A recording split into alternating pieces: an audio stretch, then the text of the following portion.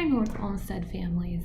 This video is going to show you a couple of different things you can try if you or your child accidentally deleted some of the things that they were trying to do in Google Classroom.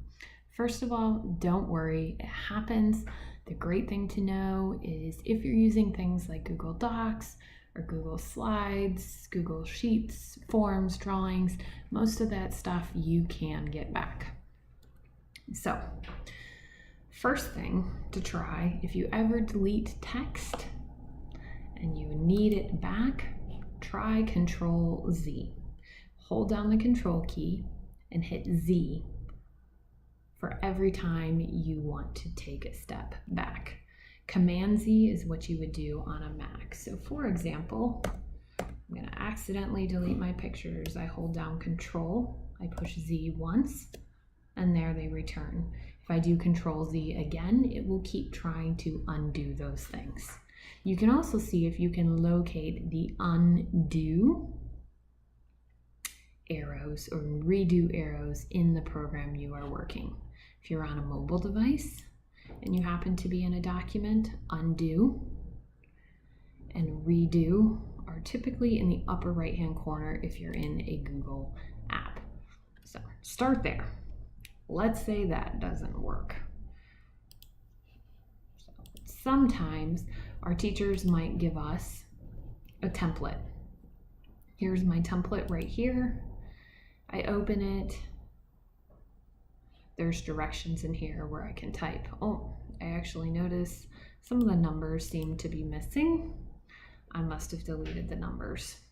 I'm trying undo, and that's not working. So now I'm going to access something called my revision history. Up at the top, I'm going to see a button that says last edit was 6 minutes ago. I'm going to click on this. And over here at the side, I'm going to click through my different versions of the document. Oh, I'm scrolling. This has exactly what I need. All my numbers are back. There may be a drop-down arrow where you can click through further versions of the document. When you find the version you want, you simply click Restore this version and select Restore. Your document will reload and everything will come back. This also works in Google Slides, Google Drawings, and Google Sheets. So remember just to click this underlined last edit here. Sadly, if you are on a mobile device, the revision history in a document like on the computer does not exist. So you'd want to, if you need to go through the revision history to see where changes have been made, you'd want to go into the document on a regular computer. So I can try to undo.